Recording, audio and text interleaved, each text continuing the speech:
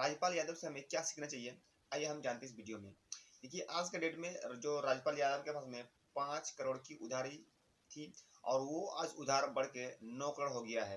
तो सोच लीजिए जब व्यक्ति 2010 में वो 5 करोड़ रुपया चुका नहीं पाया, आज 2026 में वो 9 करोड़ कैसे चुका पाएगा, जो उसके पास ना तो फिल्म है और ना ही कोई अन्य प्रोजेक्ट।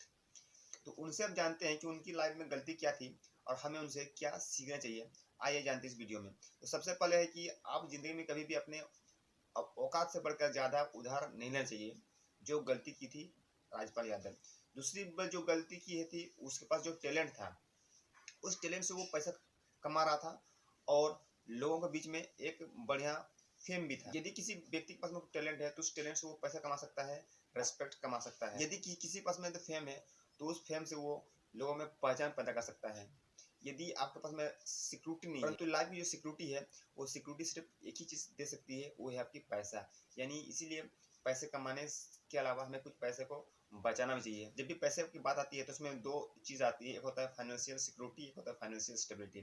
फाइनेंशियल सिक्योरिटी हम उसको कहेंगे जो हमारी तनख्वाह का 6 महीना तक हमारी जो तनख्वाह होती है वो हमारे बैकअप के तौर पर रहती है। आइए हम आपको एग्जाम्पल के तौर पर समझाते हैं। मान लीजिए मैं एक कॉन्ट्रैक्टर वर्कर हूँ और मेरी तनख्वाह यदि 10,000 है, तो उस 10,000 गुना 6 यानी कि 6 महीने का जो मेरा तनख्वाह है, उसको हम कहीं ना कहीं सेव के रूप में या फिर हमारे घर में कैसे फंडिंग के रूप में मेरे पास बैकअप के रूप में होना चाहिए, ताकि जब मेरी जॉब छूट जाए किसी भी कारणवश, तो मैं किसी दूसरे जगह में काम खोज सकूं उस 6 महीने के अंदर में। इसीलिए मेरे बैकअप के तौर पर मेरे पास 60,000 रुपया यानी कि 10,000 गुना 6 महीने का 60,000 रुपया मेरे पास बैकअप के रूप में होना चाहिए। इसी को बोलते हैं फाइनेंशियल सिक्योरिटी, जो कि राजपाल यादव के पास में नहीं था।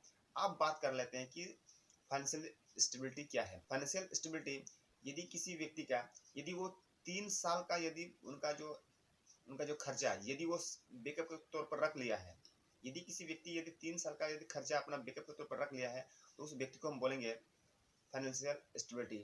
आइए हम इसको समझते हैं। मान लीजिए मेरा अगर तनख्वाह है 10,000, यदि मेरा 10,000 मैंने 3 साल तक सेविंग कर ली है, यानी बोल सकते हो 3 साल का जो पेमेंट मैं किसी बैकअप के तौर पर रख लिया हूँ, तो हम उसको बोलेंगे, या फिर बोल सकते हैं मैं वो फाइनेंशियल स्टेबिलिटी हूँ। मान लीजिए मेरा तनख्वाह है 10,000 और 10,000 गुना 12 यानी ये 12 मेरा 1 साल का मैंने पैसा जमा हो गया।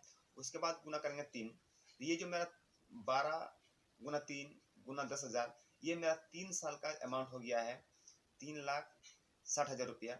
ये मेरा बैकअप के तौर पर यदि रहता है और मेरी यदि तनख्वाह 10,000 है, तो मैं कहलाऊँगा फाइनेंशियल स्टेबिलिटी। आपको ये वीडियो कैसा लगा, ज़रूर शेयर करें।